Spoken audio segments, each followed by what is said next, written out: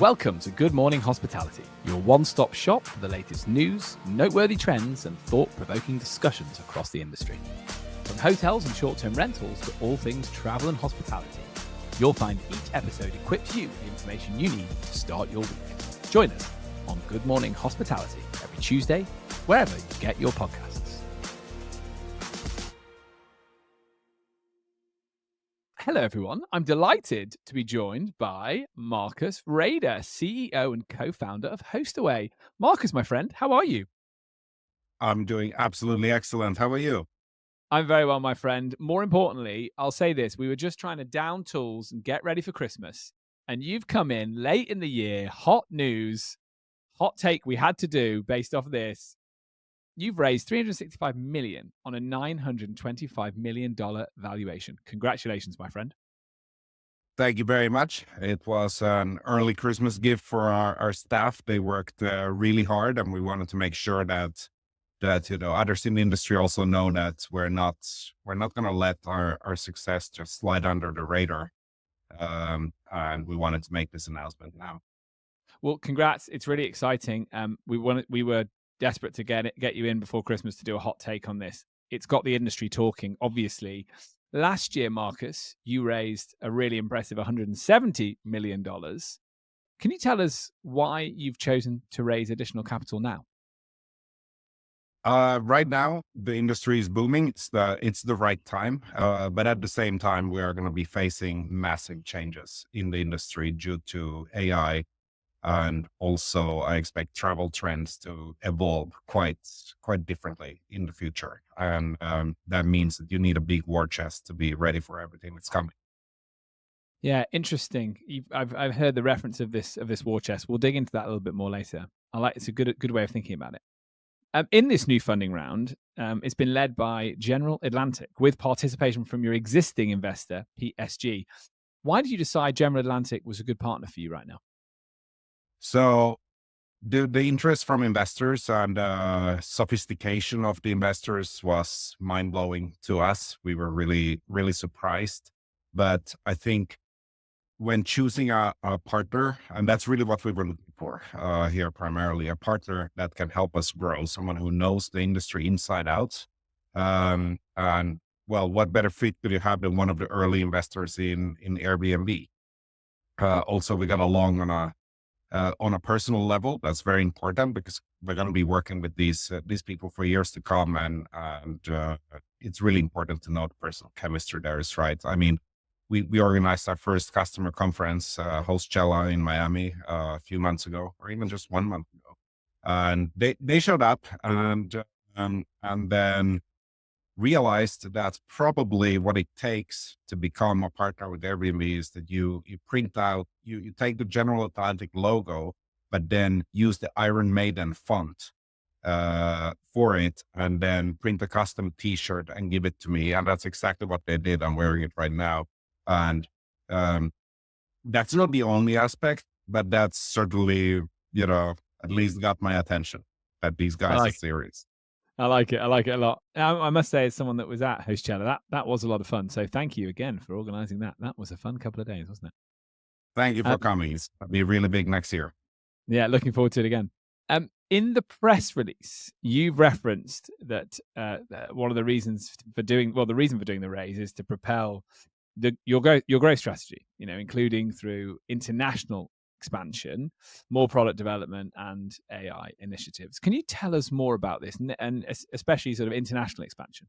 Absolutely. So we're quite unique in the space because this is a very local market, and we're basically focusing on primarily three markets: Australia, New Zealand, and Europe as a whole, and North America. Those are the main markets, largely due to the fact that there's a lot of international travel and local travel, but also the language and the value of the properties and the nightly rates are fairly high or similar across those markets.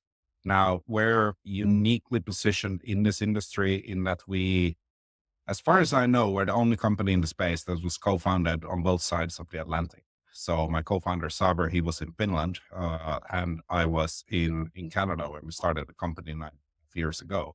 As a result of that, pre-COVID, we had about 40% of our customers in Europe and 40% in North America, which once again is quite unique if you look at our competition, where very few have managed to even cross the Atlantic. And yeah, we had our first office was in Barcelona. Our first customer was from Portugal, but our market share in Europe is very, very low outside of the UK and Ireland. And Scandinavia, we're actually market leaders there because that's where the company is from. But we believe that if there's anyone who can come and win the three big ones in Europe, France, Spain, and Italy, it's going to be us. And I can see why you've wanted to have a war chest. I can see why you want to have a war chest to do that. I think that, there's language barrier. It's a challenging market, isn't it? Does the regulatory landscape in Europe worry you? Not at all. I think it's actually really good to see what's happening. Vacation rentals are here to stay, and a lot of tourism in Europe is also outside the cities, where I think definitely if you got big, vibrant cities where people are living, the people there need places to live. It shouldn't be filled with short-term rentals, because that doesn't make it a lively city anymore. If you got no locals, then there is no local culture. But outside of that, there's a ton of areas where people like to go for vacation, and also a lot of smaller towns will see an increase in visitors over the coming years, partly due to driven by social media trends. Someone finds something fun. I read about a small fisherman's village in actually the Canary Islands, which is a popular destination, but this specific village has been left untouched, and suddenly they have a huge tourist boom.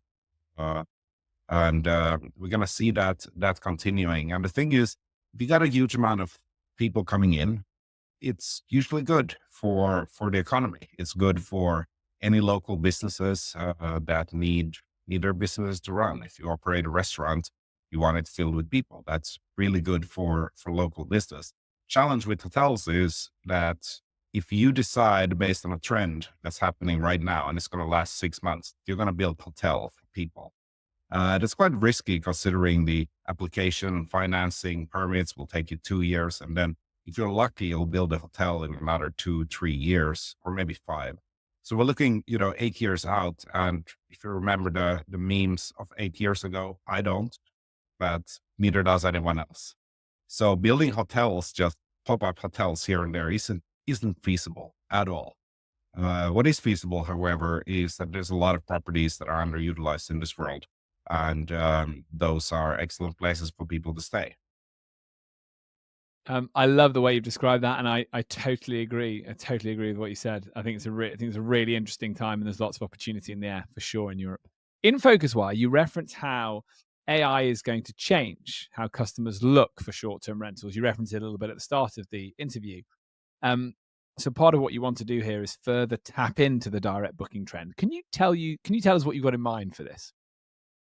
Yeah, it's currently, I think, for the industry, it's currently on the whiteboard stage. We don't know what it's going to look like, but what I often do when I don't know what's going to happen is I look at other industries. And if we look at, for example, the airline industry, about 15 years ago, everyone was booking tickets either through a physical travel agent, or they were using a search engine for that, and then booking the tickets through there.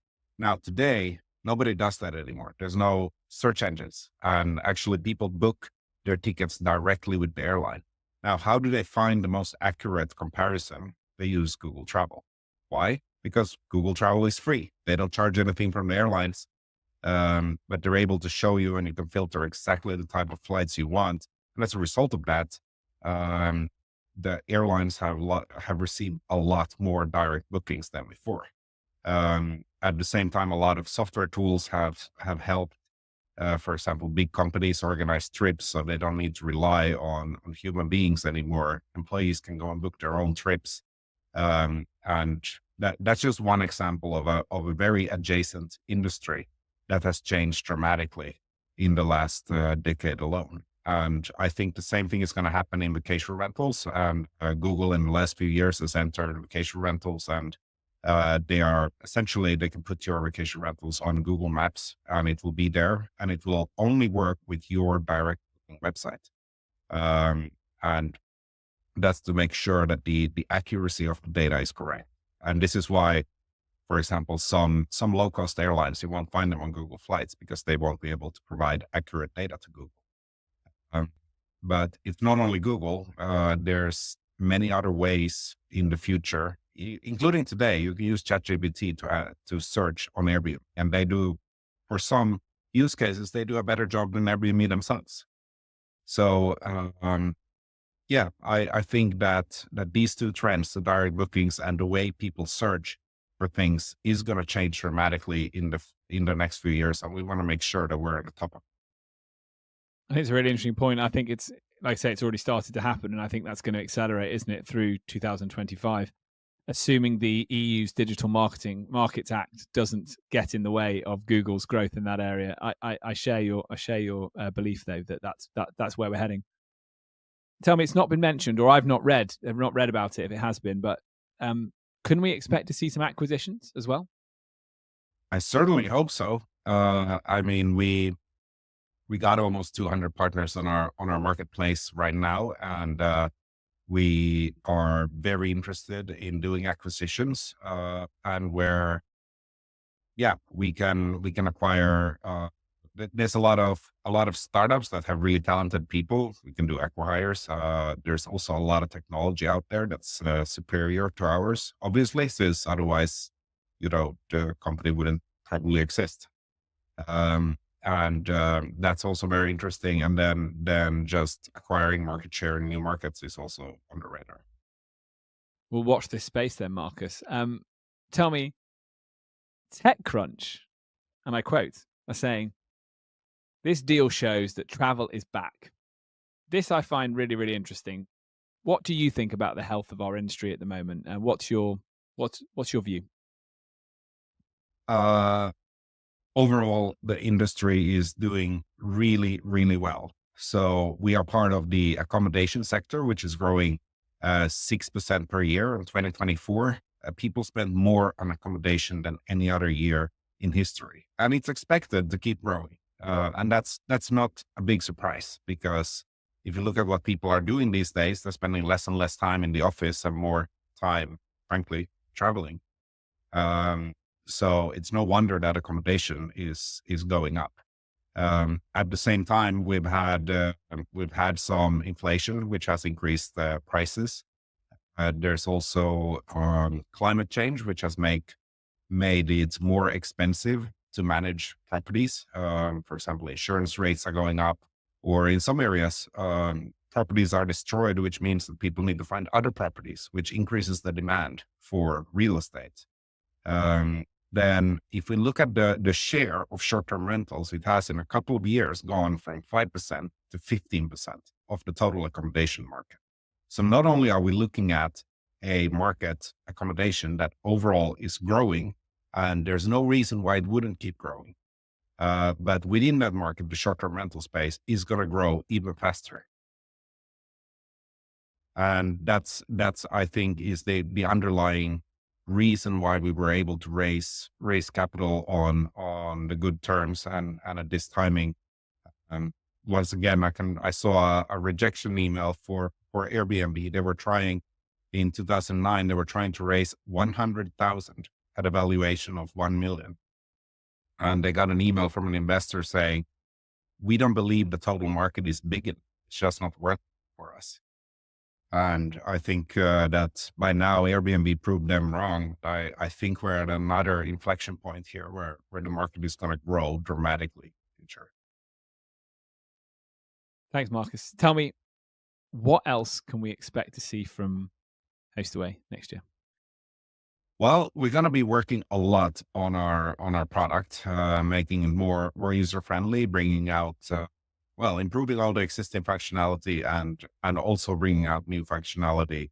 But what makes next year really special is that it's going to be our 10th anniversary. So I told the marketing team that whatever we do, there's going to be both cruises and there's going to be champagne everywhere. So keep doing what you're doing, but add more champagne and add more boat cruises. So that's probably what we're gonna do to celebrate the 10-year anniversary. I don't know what that means in practice, but our marketing team keeps surprising me with the great work they're doing. So I hope they can figure something out based on my vague CEO level instructions. I love it. I love it. And I guess we'll celebrate your 10-year anniversary at the time, and maybe there'll be something at the next Hostaway to market as well. Yes, absolutely. This year was just a practice run. Next year we'll do the real Hostaway. It's going to be great. Marcus, congratulations on the fundraise. Really great effort, and Merry Christmas, my friend. Thank you very much. Merry Christmas to you and all the listeners.